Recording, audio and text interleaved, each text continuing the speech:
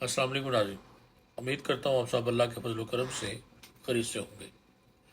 एक और खौफनाक और हॉरर नावल के साथ हाज़िर खिदमत। यह अमीर राहत साहब का लिखा हुआ नावल है और उसका नाम है बदरू। तो आज इसकी किस्त नंबर 1 स्टार्ट करते हैं। आज फिर मैंने ख्वाब देखा था। ये ख्वाब मैं खुद तख्लीक करता था। इंसान जब अपनी जद्दोजहद से थक जाता है तो फिर ख्वाबों की आगोश में बना लेता है। ये ख्वाब उसका सरमाया होते हैं। अगर उसे उन ख्वाबों का सहारा भी हासिल ना हो तो पता नहीं ज़िंदगी कैसे गुजरे। लोगों के सोचने का अंदाज मुख्तलिफ होता है। कम अज़ कम मैं तो यही सोचता हूँ कि नाआसूदा ख्वाहिशों की तकमील अगर किसी तो और मुमकिन न रहे तो ख्वाब अनमोल सरमाया होते हैं। थोड़ा सा तारफ़ ज़रूरी है। मेरा नाम जलीस है। माँ का इकलौता बेटा था। बाप का बचपन में इंतकाल हो गया था। माँ ने अपने अनमोल सरमाए को अपनी आरज़ू के मुताबिक परवान चढ़ाने में कोई कसर नहीं छोड़ी थी। एक अफलाज़दा इलाके में एक बहुत ही छोटा सा घर था। हमारा बस एक कमरा, मुख्तसर सा सहन जिसमें सिर्फ एक गुज़रखाने की गुंजाइश निकल सकती थी। बावर्ची खाना मोबाइल था और ज़रूरत पर मुंतकिल होता रहता था। यानी सहन में भी बावर्ची खाने के तौर पर इस्तेमाल हो सकता था। बारिश हो तो बावर्ची खाना बआसानी कमरे में ले जाया जा सकता था। ख़ास तौर से सर्दियों में तो वो होता ही कमरे में था, वगैरह वगैरह। मगर ये उस वक्त की बात थी जब माँ जिंदा थी। हाँ, माँ भी मर चुकी थी और ऐसा उस वक्त हुआ जब मेरा B.Com का नतीजा निकला था। मैंने बिल्कुल फिल्मी अंदाज में घर के दरवाजे से अंदर दाखिल होकर कहा था, माँ मैं पास हो गया। माँ आज तुम्हारे ख्वाबों की तकमील हो गई। देखो ज़रा, अखबार में छपे हुए इस रोल नंबर ने तुम्हारे बेटे को। उसी वक्त अंदर के कमरे से खाला मुमताज़ निकली थी। उनके रुखसार आंसू से तर थे। मैं हैरान रह गया। क्या बात है खाला, अम्मा कहाँ है? मैंने हैरत से कहा। तुम पास हो गए? खाला मुमताज़ ने पूछा। अम्मा कहाँ है खाला? मैंने कहा।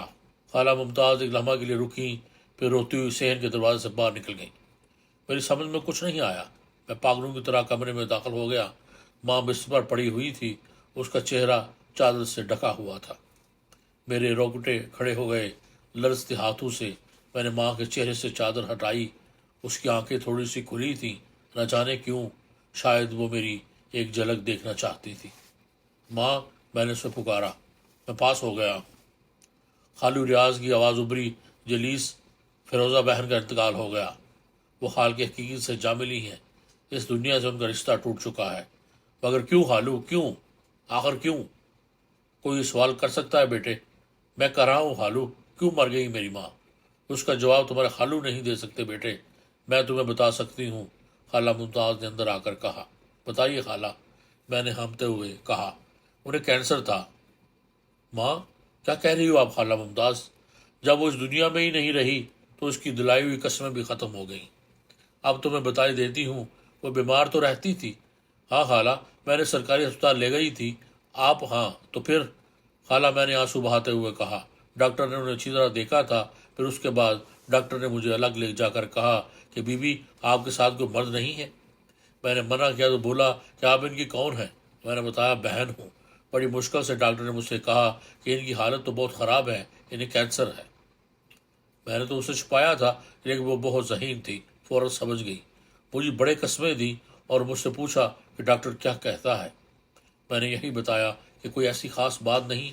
तो वो हंस कर बोली कि मैं कभी भी झूठ नहीं बोल सकती, चाहे कितनी भी कोशिश करूं। फिर उसने मुझे अपनी जान की कसम दी और कहा कि मुझे बताओ दो कि क्योंकि बात क्या है। तब मैंने उसे बता दिया और उसने बड़े सुकून से ये बात सुनी और फिर बोली, बस मुझे कुछ और नहीं कहना मुमताज़, सिर्फ एक बात कहती हूँ और यकीन रखती हूँ इस बात पर कि तुझसे जो कुछ कहूँगी तुम मान लेगी। मैंने उसकी कसम पर इससे वादा किया तो बोली कि सारी दुनिया को मालूम हो जाए, लेकिन बस मेरे बेटे को ये बात मालूम ना हो, उसकी पढ़ाई अधूरी रह जाएगी। जब मैंने उससे कहा कि फ़रोज़ इलाज कराना तो ज़रूरी है, तो वो बोली कि सरकारी डॉक्टर से जो भी दवाई मिल जाएगी वो ले लिया करेंगे, और जब जलीस अपना इम्तहान मुकम्मल कर लेगा तो फिर उससे ये बात बता देंगे। उसने मुझसे बड़ी सख्ती से कहा था, अगर मैंने उसकी बात की पाबंदी ना की तो मेरा और उसके तल्लुकात ख़राब हो जाएंगे। बेटे, मैंने उसका मान रखा और तुम्हें नहीं बताया। जब तुम्हारी माँ ने तुम्हें नहीं बताया तो मैं क्या बताती? तब तेरे की सारा प्रोग्राम भी चौपट हो गया खाला। اب کیا رہ گیا؟ کوئی فائدہ ہی نہیں، کیا کریں گے اب نوکری وغیرہ کر کے؟ دل میں تو یہ سوچا تھا کہ ساری زندگی ماں نے محنت کی ہے، اس کی اس محنت کا ایک ایک قرض چکائیں گے، اسے راج کرا دیں گے، مگر خالہ نہیں تھا تقدیر میں، نہ اس کی اور نہ ہماری۔ ارے وہ تو کوئی وصیت بھی تو نہیں کر کے گئی، کچھ تو کہہ جاتی میرے لیے۔ صحیح ہے، میں نے بھی جو کچھ کیا ہے وہ ٹھیک نہیں تھا، چلو جانے دو خالہ، جانے دو، ٹھیک ہے اماں۔ پھر اس کے بعد ماں کی تدفین ہو گئی۔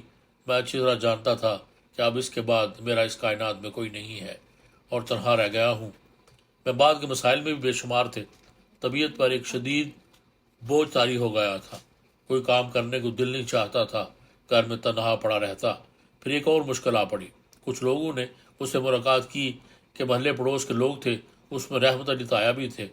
رحمت علی تایا ہم پر بہت مہربان تھے، بلکہ کتنی ہی مرتبہ میں نے اور ماں کو ان کے گھر آتے جاتے دیکھا، اور جب ان کے گھر سے آتی تھی تو گھر کے حالات خاصے بہتر ہو جایا کرتے تھے۔ رحمت علی تایا نے مجھے بتایا، جلیس میاں دیکھو بیٹے، برا نہیں ماننا، بات اصل میں یہ ہے کہ میں بھی ریٹائر آدمی ہوں، تین بیٹیوں کا بوجھ سر پر سوار ہے۔ اصل میں مرحومہ فیروزہ نے تھوڑے تھوڑے کر کے مجھ سے بہت بڑی رقم لی، اور بحالت مجبوری کاغذات پر دستخط بھی کرانے پڑے مجھے۔ یہ گھر انہوں نے آخری بار مجھ سے 1.25 لاکھ لے کر رہن کر دیا تھا، اور اب تقریباً یہ سمجھ لو کہ کچھ 4,20,000 تمہارے اوپر قرض ہے۔ میں اب بھی اگر یہ بوجھ اٹھا سکتا تو کبھی تم سے یہ بات نہ کہتا، لیکن بیٹے اس گھر کی مالیت 2.5-3 لاکھ سے زیادہ نہیں ہے۔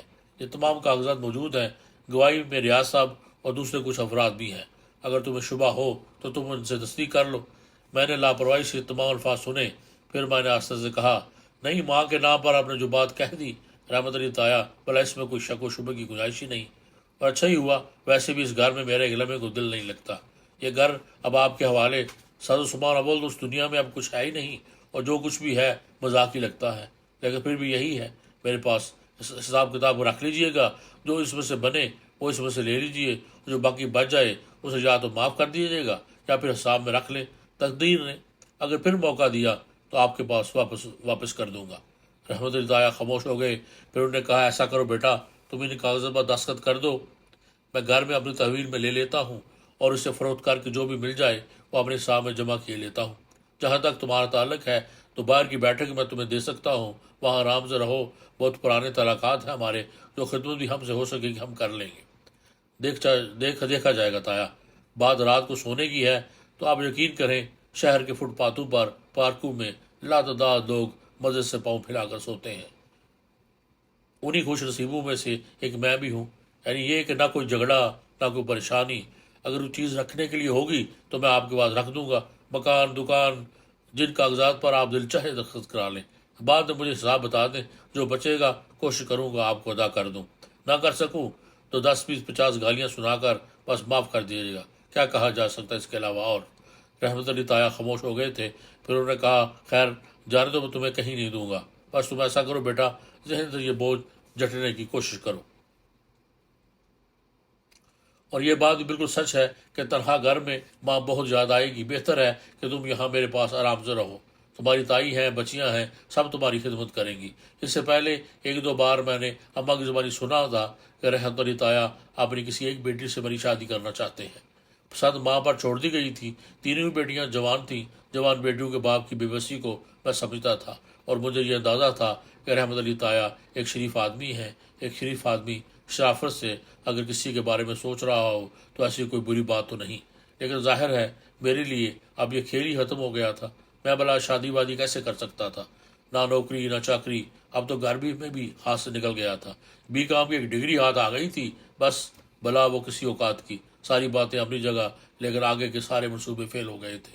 دل میں تو یہی سوچا تھا کہ کوئی بڑا کام کر کے دکھاؤں گا، ماں کی ساری زندگی کی الجھنیں ختم کر دوں گا، بڑی محنت کی تھی انہوں نے میرے لیے، لیکن بات اصل میں یہ ہے کہ انسان سوچتا کچھ ہے اور ہوتا کچھ ہے، کسی بھی سلسلے میں اسے حتمی طور پر یہ فیصلہ نہ کر لینا چاہیے کہ وہ جو کچھ سوچ رہا ہے وہی حرف آخر ہے، اور وہ سب کچھ ہو جائے گا جو اس کی خواہش ہے، بس اس سے زیادہ حماقت کی بات اور کوئی نہیں ہوتی۔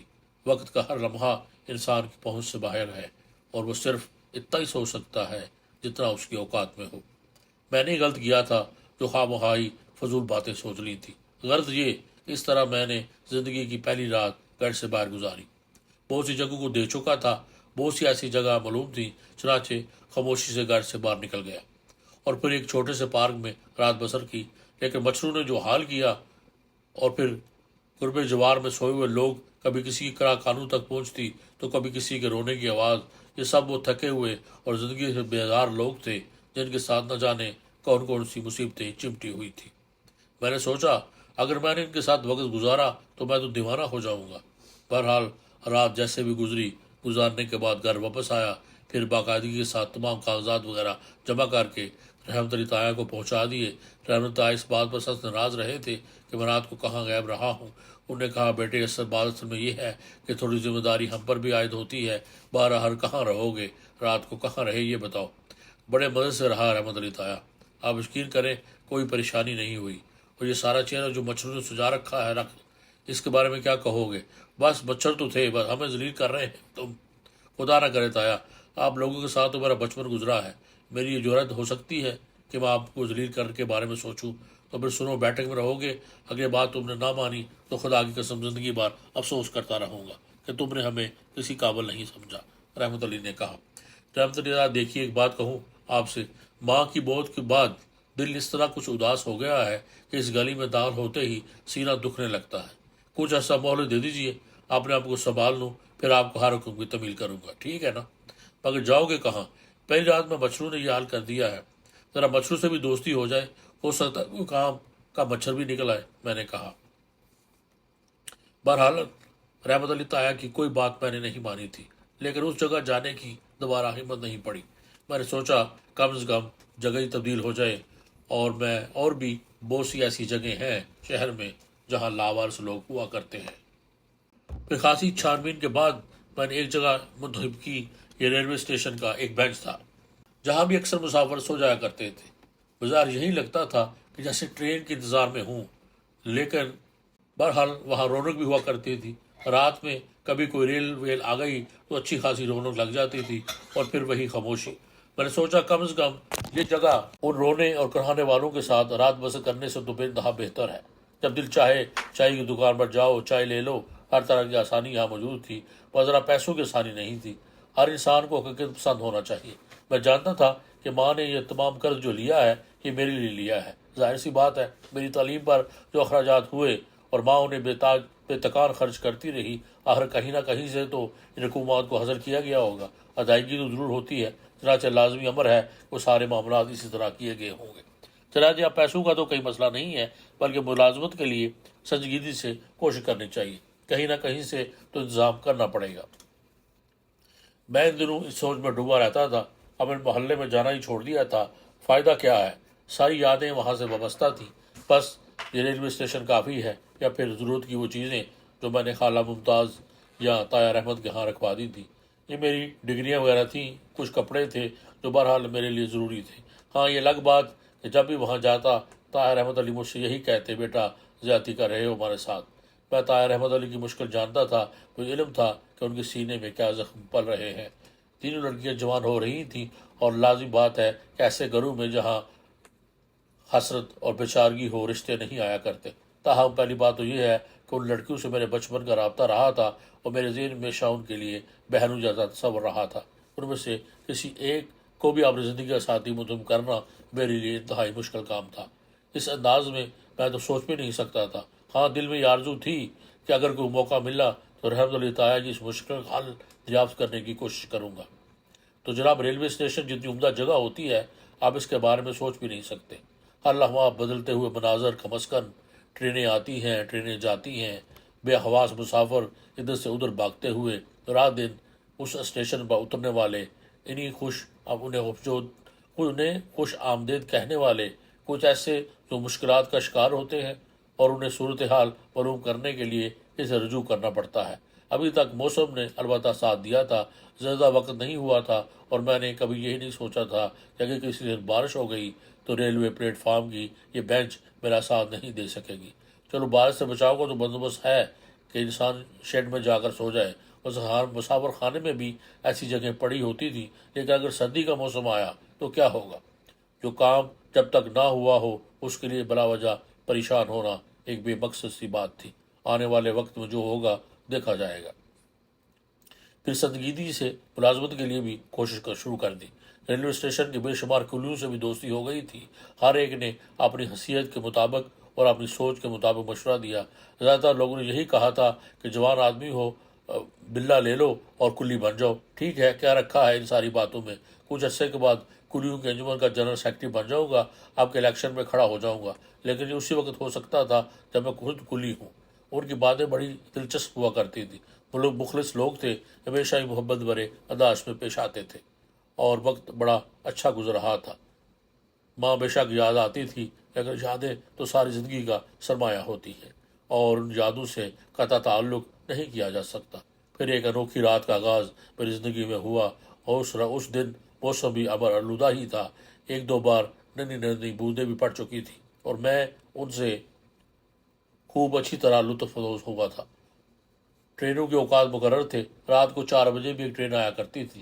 انتظام میں تو شور و غل سے بار بار آنکھ کھل جاتی تھی، لیکن اب تو ٹرین بٹک کا راستہ بدل کر میری بینچ تک بھی پہنچ جاتی تو میری آنکھ نہ کھلتی۔ عادی ہو گیا تھا اس کا۔ البتہ اس دن رات کو 4 بجے آنے والی ٹرین جب چند لمحوں کے لیے رکی تو معمول کے مطابق میری آنکھ نہیں کھلی تھی، لیکن غالباً ایک ایسا شعور جاگتا رہتا ہے جس کا نیند سے کوئی تعلق نہیں تھا۔ آپ یقین کریں یا نہ کریں، مجھے اندازہ ہوتا تھا کہ 4 بجے ہیں اور وہ ٹرین آنے والی ہوگی، لیکن میں بڑے مزے سے سوتا رہتا تھا۔ میں اس دن بھی سو رہا تھا۔ ٹرین آئی، میرے شعور نے مجھے اس کا احساس دلایا، لیکن یہ پہلا موقع تھا کہ کسی نے میرے شانے کو جھنجھوڑا۔ میں نے چونک کر نیند میں ڈوبی آنکھ کھول دی۔ میرے سامنے صرف 2 آنکھیں تھیں، 2 روشن اور چمکدار آنکھیں، 2 ایسی خوبصورت آنکھیں جنہیں رات کی اس تاریکی میں اگر دیکھ لیا جائے تو زندگی بھر فراموش نہیں کیا جا سکتا۔ ان آنکھوں میں ایک ایسی چمک، ایک ایسی روشنی تھی جسے الفاظ میں ڈالنا ممکن نہیں۔ ایک لمحے تک میں نیند بھری نگاہوں سے ان آنکھوں کو دیکھتا رہا، اور اس کے بعد گھبرا کر اٹھ گیا۔ وہ ایک برقع پوش خاتون تھی، کیونکہ انہوں نے چہرے پر نقاب لپیٹا ہوا تھا اور سر سے پاؤں تک برقعے میں چھپی ہوئی تھی۔ اس لیے صرف اس کی آنکھیں ہی مجھے نظر آئی تھیں، اور چونکہ باقی جسم سیاہ برقعے میں تھا، اس لیے میرے ذہن میں صرف یہی آیا تھا کہ ان 2 آنکھوں کے سوا اور کچھ نہیں ہے۔ لیکن جب حواس جاگے تو میں برقع پوش خاتون کو دیکھنے لگا۔ وہ جلدی سے اٹھ کر بیٹھ گیا اور پھر ہکلائی ہوئی آواز میں کہا، جج جی، مجھ سے کوئی کام ہے؟ میں نے انہیں سوالیہ انداز میں دیکھا۔ آنکھیں عجیب سے انداز میں میرا جائزہ لے رہی تھیں۔ ایک لمحے کے اندر میں نے ان کا رنگ بدلتے ہوئے دیکھا۔ اگر میں واقعی کو جاہل کلی ہوتا تو میں آنکھوں میں پسندی کے جذبات نہ تلاش کر سکتا، لیکن پھر میں نے اپنے آپ کو سنبھال لیا۔ آنکھیں بھی خاموش تھی، لیکن کچھ لمحوں کے لیے مجھے انتہائی مترنم اور ایسی آواز سنائی دی جیسے اس وقت کوئی الفاظ نہ دے سکے۔ اس آواز میں عجیب سی کھنک تھی، ایک ردم تھا، ایک انوکھا لہجہ تھا۔ وہ باز ابری، معاف کیجیے گا، میں نے آپ کو سوتے سے جگایا ہے، لیکن آپ کا جاگنا بہت ضروری تھا۔ جی فرمائیے، کوئی بات نہیں۔ رات آدھی سے زیادہ گزر گئی ہے، باہر کوئی ایسی سواری بھی نہیں ہے جس سے میں اپنا یہ سفر مکمل کر سکوں۔ میں نے مسافر خانے میں سوتے ہوئے کلیوں کو بھی دیکھا ہے، سب گہری نیند سو رہے ہیں، بس آپ ہی ایک بار جھنجھوڑنے پر جاگ گئے۔ برائے کرم میری مدد کیجیے، میں تنہا ہوں، عورت ہوں۔ میں جرجری سی لے کر رہ گیا، نہ جانے کیوں میرے بدن میں ایک ٹھنڈک سی دوڑ گئی تھی، عجیب سا احساس تھا۔ ممکن ہے یہ ساتھ نیند سے جاگنے کی وجہ سے ہو، یا اچانک پیش آنے والے ایک واقعہ کی وجہ سے دل میں پیدا ہو گیا ہو۔ بہرحال میں نے اپنے آپ کو شمار کر تیار کیا۔ پھر میں نے کہا، کیا آپ 4 بجے والی ٹرین سے آئی ہیں؟ ہاں، وہ ٹرین گئے ہوئے بھی اچھا خاصا وقت گزر گیا ہے، پریشان پھر رہی ہوں۔ جانا کہاں ہے آپ کو؟ حویلی طاہر علی، اس نے جواب دیا۔ حویلی طاہر علی ایک مشہور جگہ تھی۔ طاہر علی ہمارے علاقے کے کونسلر بھی تھے، اس کے علاوہ بڑی اچھی حیثیت کے مالک زمیندار تھے اور خاصے نیک نام مشہور تھے۔ میں نے ایک لمحہ کے لیے سوچا ان خاتون کو وہاں تک پہنچانے کا کیا بندوبست کروں۔ اچانک مجھے چاچا امام الدین یاد آئے۔ چاچا امام الدین یہی تھوڑے فاصلے پر رہتے تھے اور تانگا چلاتے تھے۔ سو تو رہے ہوں گے، لیکن غریب آدمی تھے اور اچھے آدمی بھی تھے۔ اگر میں انہیں ان خاتون کی مشکل بتاؤں تو وہ ضرور ان خاتون کو وہاں تک پہنچانے کے لیے تیار ہو جائیں گے، بس تانگا جوتنا پڑے گا انہیں۔ میں نے خاتون سے کہا، آپ کے ساتھ کوئی سامان ہے؟ سامان تو نہیں ہے، چلیے خیر آئیے، میں کوشش کرتا ہوں، میں نے کہا، اور خاتون کے ساتھ ریلوے اسٹیشن سے باہر نکل آیا۔ اب میں نے تھوڑا سا مزید یہ جائزہ لیا، ان کا بالکل جوان خاتون معلوم ہوتی تھی، حالانکہ بدن برقعے میں لپٹا ہوا تھا، لیکن چال ڈھال اور جسمانی کیفیت سے اندازہ ہو جاتا تھا کہ بالکل نوجوان اور نہایت تندرست خاتون ہے۔ میں باہر نکل آیا، وہ میرے ساتھ چل رہی تھی۔ پھر میں تھوڑا سا فاصلہ طے کر کے آخرکار امام الدین کے جھونپڑے میں پہنچ گیا۔ امام الدین جھونپڑے کے باہر پلنگ پر سو رہے تھے۔ تھوڑے فاصلے پر تانگا کھڑا ہوا تھا اور ان کے ہوشیار گھوڑے نے ناک سے کھر کھر کی آواز نکالی اور پھر وہ زور سے ہنہنانے لگا۔ پتہ نہیں کس کے قدموں کی چاپ نے اسے ہوشیار کر دیا تھا۔ پھر وہ ڈر گیا تھا، لیکن بہرحال میں نے چاچا امام الدین کو جگایا اور ہڑبڑا کر اٹھ بیٹھے۔ کیا بات ہے بیٹا؟ کون ہو تم؟ کیا ہو؟ چچا امام الدین، میں جلیس ہوں۔ میں نے کہا کون جلیس؟ ارے آپ مجھے بھول گئے، آپ کا اپنا جلیس چچا امام الدین آپ۔ ارے جلیس خرید تو ہے بھیا، کیا ہو گیا؟ چچا امام الدین، وہ یہ خاتون ہے، 4 بجے والی ٹرین سے آئی ہیں، سارے تانگے والے جا چکے ہیں، انہیں حویلی طاہر علی جانا ہے، اب اور ذات ہے، نظر انداز بھی نہیں کر سکتے، بیاری پریشان ہے، مجبور میں نے آپ ہی کو جگایا ہے۔ تو اچھا کیا نا بیٹا، اسی بند کرنا تو فرض ہے، بہت اچھا کیا۔ میں ذرا منہ پر پانی کے 4 چھینٹے مار لوں، ابھی تیار ہو کر آیا۔ بیٹا تم ایسا کرو جی، ذرا تانگا سیدھا کرو، یہ گھوڑا کیوں چیخ رہا ہے؟ اسے ہاتھ مت لگانا، رات میں مزاج بگڑ گیا ہوگا اس کا۔ پھر چچا امام الدین نے تیاریاں شروع کر دی۔ تھوڑی دیر کے بعد گھوڑا تانگے میں جوڑ لیا۔ اس دوران برقع پوش خاتون ایک طرف جا کر کھڑی ہو گئی تھی، لیکن گھوڑے کا مزاج بہت بگڑا ہوا تھا، قابو ہی نہیں آ رہا تھا۔ بڑی مشکل سے چچا امام الدین نے اس تانگے میں جوڑا تو اچانک خاتون نے کہا، تمہارا نام جلیس ہے؟ ابھی انہوں نے تمہارا نام لیا۔ جی جلیس، کیا تم میرے ساتھ حویلی تک چلنا پسند کرو گے؟ آپ کے ساتھ؟ ہاں، ویسے تو ایسی کوئی بات نہیں، لیکن اگر تم چلو گے۔ نہیں جی، معافی چاہتا ہوں، ویسے آپ چچا امام الدین پر پورا بھروسہ کر سکتی ہیں، یہ بہت اچھے آدمی ہیں۔ جواب میں کوئی آواز سنائی نہیں دی تھی اور خاتون تانگے میں جا بیٹھی تھی۔ پھر اس کے بعد چچا امام الدین ان لے کر چل پڑے اور میں واپس اپنے بینچ پر آ کر لیٹ گیا، لیکن نیند اڑ گئی تھی اور اس رات نہ جانے کیوں میں بہت دیر تک اپنے بارے میں سوچتا رہا۔ اب تو کچھ بھی نہیں رہ گیا ہوں، میری کوئی اوقات، کوئی حیثیت ہی نہیں، بینچ پر زندگی گزار رہا ہوں۔ جو صدمہ دل و دماغ میں بیٹھا ہوا ہے، اسے دور کرنے میں ہی زندگی ہے۔ بہت شوق منا چکا، ماں جیسی ہستی اس کائنات میں دوبارہ کبھی نہیں مل سکتی، لیکن جو چلا جاتا ہے اسے واپس لانا بس میں نہیں ہوتا، تو پھر انسان کو صبر ہی کرنا پڑتا ہے۔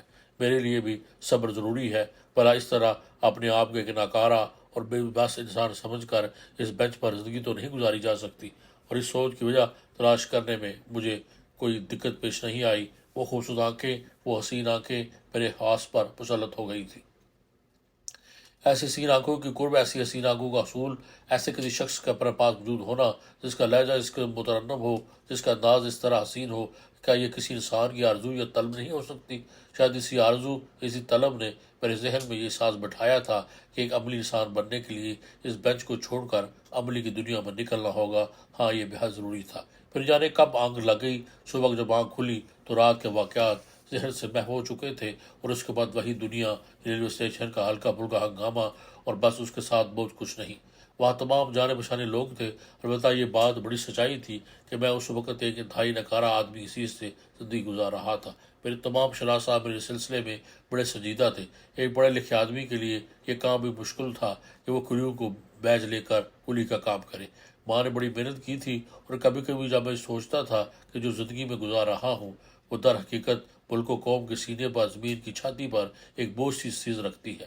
بھلا مجھ جیسا جوان آدمی دوسروں کو ٹکڑوں پر پڑا ہوا ہے، فاقہ کشی کا شکار رہتا ہے، کوئی کچھ کھلاتا ہے تو کھا لیتا ہے۔ بڑی عجیب سی کیفیت تھی۔ میری بات غالباً یہی تھی کہ میں کوئی فیصلہ نہیں کر پاتا تھا کہ مجھے کیا کرنا چاہیے۔ بہرحال معمول کے مطابق دن گزرتا رہا۔ پھر مجھے وہ پرسرار عورت یاد آ گئی اور میں نے اسے ذہن سے جھٹک دیا۔ جب سے وہ مجھے ملی تھی اس وقت سے ذہن پر کچھ بوجھ ستاری تھا۔ اب اس بوجھ کو میں نے کوئی نام تو دے نہیں سکتا تھا، لیکن پھر اتفاق سے دوپہر کو جب ریلوے اسٹیشن سنسان پڑا ہوا تھا، میں یوں ہی ٹہلتا ہوا باہر نکل آیا۔ چچا امام الدین اپنے تانگے کی پچھلی سیٹ پر پڑے ہوئے اونگ رہے تھے۔ میں ٹہلتا ان کے پاس پہنچ گیا تو چچا امام الدین نے مجھے فوراً آواز دی، ارے جلیس بھیا، بات سنو بات سنو۔ اس کے انداز میں کوئی ایسی بات تھی جس کی وجہ سے میں ان کے قریب پہنچ گیا۔ میں نے انہیں دیکھتے ہوئے کہا، سلام چچا امام الدین۔ سلام بھیا، آؤ بیٹھو، کس کام سے جا رہے ہو؟ نہیں، مجھے کیا کام ہو سکتا ہے؟ ارے بھیا، رات کی بات بتائی تمہیں؟ رات کی بات؟ ہاں، کوئی خاص بات ہوگی چچا؟ وہ جو بی بی آئی تھی نا، جسے تم نے ہمارے تانگے میں بٹھا کر حویلی طاہر علی پہنچایا تھا۔ پھر بھیا ایک بات بتاؤ، ہم تو بڑے پھیرے میں ہیں۔ کیا ہوا چچا امام الدین؟ دیکھو، پہلی بات تو یہ ہے بھیا کہ رات کو 4 بجے والی گاڑی سے یہاں اسٹیشن پر ایک اکیلی عورت اتری، برقعے میں لپٹی ہوئی تھی۔ کوئی بھی عورت رات کو اکیلے 4 بجے کسی اسٹیشن پر اکیلی نہیں اترتی، کوئی نہ کوئی مرد اس کے ساتھ ہوتا ہے۔ پھر یہ ہمت کہ تمہیں جگایا اور اس کے بعد ہمیں جگایا گیا۔ خیر چلو، ساری باتیں مان لیتے ہیں ہم، شہر کی عورتیں ذرا تیز تراز ہوتی ہیں، پر ایک بات بڑی عجیب ہے، ہمارا یہ جو گھوڑا ہے نا، سچی بات تو یہ ہے کہ ہمیں اچھی طرح جانے ہیں، اور ہم اسے اچھی طرح جانے ہیں۔ بڑا شریر گھوڑا ہے، پر اس وقت ایسا بلک رہا تھا ہمیں کہ خود حیرت ہوئی۔ پھر تم تو واپس چلے گئے، مگر یہ ایسا کودتا اور اچھلتا رہا جیسے بڑا ہی ڈرا ہوا ہو۔ یہ تو ہم نے مان لیا کہ رات کے وقت اسے سوتے سے جگا کر ہم نے ٹانگیں میں جوتا ہے، پر یہ ایسی حرکتیں یہ کبھی نہیں کرتا۔ آپ کیا کہنا چاہتے ہیں عبد الدین چاچا؟ گھوڑا اصل میں ڈر رہا تھا۔ ڈر رہا تھا؟ ہاں، تو اس میں ایسی کون سی بات ہوگی؟ ہو گئی ہے نا کیا؟ یہ جو جانور ہوئے ہیں نا، ان میں مالک نے ایک خاص بات رکھی ہوتی ہے۔ کیسی؟ بھوتوں اور پریتوں کو پہچاننے کی۔ کیا مطلب چاچا محمدین؟ بھیا زبان کھول کر کہنے سے کبھی کبھی زبان ہی بڑگاہ نکال دی جاتی ہے، پر تم سے کہہ رہے ہیں کسی اور سے تو نہیں، ہمیں تو کچھ گڑبڑ لگی تھی۔ کیسی گڑبڑ؟ چاچا محمدین نے کچھ بتائے تو صحیح۔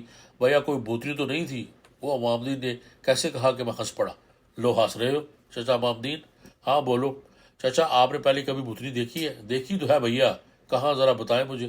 ارے ایک بار ہم کہیں جانے کے لیے نکلے تھے، اب کیا بتاؤں تمہیں، سسرال جا رہے تھے اپنے، بیوی گئی ہوئی تھی میکے، بڑی یاد آ رہی تھی۔ جہاں ہماری بیوی کا میکا تھا نا، وہاں راستے میں برگد کا ایک پیڑ رہتا تھا۔ ہمارے سسر نے سالوں سے کئی بار بتایا تھا کہ اس برگد پر چڑیل رہتی ہے۔ ہم نے کبھی چڑیل دیکھی نہیں تھی۔ ہم نے سوچا کہ لوگ کس سے کہانیاں سناتے ہیں، ایسی کہانی چڑیل کی بھی ہوگی، پر ہمیں اس سے کیا۔ تو بھیا جا رہے تھے میکے، بیوی کے میکے، مگر ہو گئی رات۔ ہم نے سوچا کہ اب ذرا تھوڑا سا فاصلہ تو رہ ہی گیا ہے، چلو چلتے ہیں۔ اس وقت تانگا نہیں تھا ہمارے پاس، پیدل ہی جا رہے تھے۔ تو جب ہم اس برگد کے درخت کے نیچے پہنچے تو ہم نے ایک عورت کو بیٹھے ہوئے دیکھا، لہنگا پہنے ہوئے، چمکدار کپڑے پہنے ہوئے، کپڑوں میں شیشے لگے ہوئے تھے اور اوپر سے نکلا ہوا تھا چاند۔ یہ ہاتھ بھر لمبا گھونگھڑ لگائے ہوئے تھی۔ ہم تو بھیا اسے دیکھ کر حیران رہ گئے۔ ہم دردی میں اس کے پاس پہنچے تو ہم نے کہا کہ کاہے کو یہاں بیٹھی ہو؟ تم چور اور ڈاکو کا ڈر نہیں ہے؟ اتنا سارا زیور پہنا ہوا ہے، تمہارا گھر والا کیا آس پاس موجود ہے؟ آخر یہاں کیوں بیٹھی ہو؟ تو بھیا اٹھ کھڑی ہوئی، پھر بولی تمہارے ساتھ چلوں گی۔ ہم نے حیرت سے کہا ارے ساتھ؟ بولی ہاں تمہارے ساتھ۔ تو ہمارے دلچسپی سے پوچھا، ہم نے اسے کہا بھیا جاؤ گی کہاں؟ تو بولی تمہارے ساتھ۔ اب تو ہم حیران رہ گئے۔ ہم نے سوچا جا رہے ہیں بیوی کے میکے، اگر آپ اسے اپنے ساتھ لے گئے اور کسی نے دیکھ لیا تو آپ نے سالے اتنے لٹ باز ہیں کہ مار مار کر کھوپڑی تو توڑ ہی دیں گے۔ آپ نے اس کے ہاتھ جوڑے، کہا بی بی ہم تمہیں اپنے ساتھ نہیں لے جا سکتے۔ یہ کہہ کر ہم آگے بڑھے، بھیا وہ تو ہمارے پیچھے چل پڑی، پیروں میں جانجن پہنے ہوئے تھی اور وہ بج رہی تھی چھن چھن۔ بڑی عجیب سی لگی ہمیں اس کی چال۔ ہم رک گئے اور ہم نے اسے سمجھایا کہ دیکھ ہم تجھے ساتھ نہیں لے جا سکتے۔ وہ ہنسنے لگی اور بولی گھونگھڑ توڑ دو ہمارا، اس کے بعد منع نہیں کرو گے، جائیں گے تمہارے ساتھ۔ اب بات تو بڑی عجیب تھی اور اس سے جان چھوڑنا بھی تھا۔ لے بھیا ہم نے گھونگھڑ الٹا، پتہ کیا دیکھا؟ میں نے جلد سے پوچھا۔ سوکھی ہوئی کھوپڑی، لمبے لمبے دانت، زبان باہر نکلی ہوئی، آنکھوں کی جگہ دو سفید گولے۔ ارے بھیا ایسے بھاگے کہ سسرال کے دروازے پر جا کر ہی دم لیا۔ پھر پتہ اس کے بعد کیا ہوا؟ نہیں پتہ کیا ہوا۔ 14 دن بے ہوش رہے تھے، بخار میں تپتے رہے اور نہ جانے کیا کیا بکتے رہے۔ سارے حکیم وید ہمارے پاس اکٹھے کر دیے گئے تھے۔ تو ایسے دیکھی تھی ہم نے چڑیل، مگر آپ نے اس عورت کو غور سے دیکھا تھا؟ نہیں غور سے تو نہیں دیکھا، پر گھوڑا جس طرح کرایا تھا نا، اس سے ہمیں یہ خیال آیا کہ کوئی گڑبڑ ضرور تھی۔ پھر سب سے بڑی بات تمہیں بتانی رہ گئی، وہ کیا؟ وہ حویلی طاہر کے سامنے والے حصے میں نہیں اتری تھی۔ کیا مطلب؟ تو پتہ نہ کہ حویلی طاہر علی نئی بنی ہوئی ہے، پیچھے پرانی حویلی تھی جو اب ٹوٹ پھوٹ کر کھنڈر رہ گئی ہے۔ ہاں تو پھر وہ پرانی حویلی پر اتری تھی وہ کھنڈر میں؟ ہاں، مگر وہ کیسے؟ جب ہم حویلی طاہر علی پہنچے تو وہاں پر سب لوگ سوئے پڑے تھے۔ آپ نے کہا بی بی اگر کہو تو اتر کا دروازہ بجائیں، تو بولی کہ نہیں یہاں نہیں اترنا، پہلے پیچھے کی طرف چلو۔ ہم نے کہا پیچھے کی طرف؟ تو بولی کہ ہاں ہمیں حیرت ہوئی تھی لیکن پھر بھی ہم نے اسے پیچھے اتار دیا۔ پھر پیسے دیے اس نے ہمیں اور اس کے بعد وہ ٹوٹی حویلی میں چلے گئی، مگر ٹوٹی حویلی کا کوئی دروازہ ہی نہیں ہے، اینٹوں کے ڈھیر پڑے ہوئے ہیں۔ اسی پر تو حیرت ہوئی اور ہم یہ سوچنے پر مجبور ہو گئے کہ کوئی گڑبڑ ہے۔ اس کے بعد بھیا چلے آئے، واپس میں گھوڑا ٹھیک تھا اور اب تک ٹھیک ہے، پر تھی کوئی گڑبڑ ضرور۔ ویسے تو خیر کوئی بات نہیں، لیکن یہ واقعی تعجب کی بات ہے کہ وہ ٹوٹی ہوئی حویلی میں داخل ہوئی تھی۔ اور جہاں تک چاچا امامتی نے اس کے چڑیل ہونے کا سوال ہے تو میرا دل تو خیر نہیں مانتا۔ پہلی بات تو یہ کہ شہر سے آئی تھی، ریل سے اتری تھی، تانگے میں بیٹھ کر حویلی طاہر علی پہنچی تھی، تمہیں پیسے دیے تھے، پھر تم نے اس کی آنکھیں نہیں دیکھی؟ وہ آنکھیں تو چاچا امامتی بہت خوبصورت تھیں، آپ یقین کریں بہت ہی خوبصورت۔ اتنی خوبصورت آنکھیں پہلے میں نے کبھی نہیں دیکھی۔ ہوں گی ہم تو ایسے کہہ رہے تھے، پر جو ہی ہمارے دل میں خیال آ گیا تھا، ہم نے سوچا کہ تم سے بات کریں اس پر۔ چلو چھوڑو، ہو گئی کوئی۔ چچا محمدین کو تو میں نے ٹال دیا، میرے اپنے ذہن میں کچھ خیال پیدا ہو گیا تھا۔ حویلی طاہر علی میں میرا ایک دوست بھی کام کرتا تھا، بس حویلی کے چھوٹے موٹے امور کی دیکھ بھال کرتا تھا، فیاض نام تھا میں نے سوچا کہ فیاض سے اس موضوع پر بات کی جائے۔ رات کو کوئی مہمان آیا تھا؟ نہیں۔ آیا ہے تو کون ہے اور کہاں سے آیا ہے؟ جی تو یہ تھی جی اس کی پہلی قسط۔ اس کو کرتے ہیں یہیں پہ ختم، اور اس کے بعد پھر آگے چلیں گے کہ جلیس کو فیاض نے اس کے بارے میں کیا بتایا۔ تو تب تک لیجیے اجازت، اپنا بہت خیال رکھیے اور مجھے بھی دعا میں یاد رکھیے۔ اللہ حافظ۔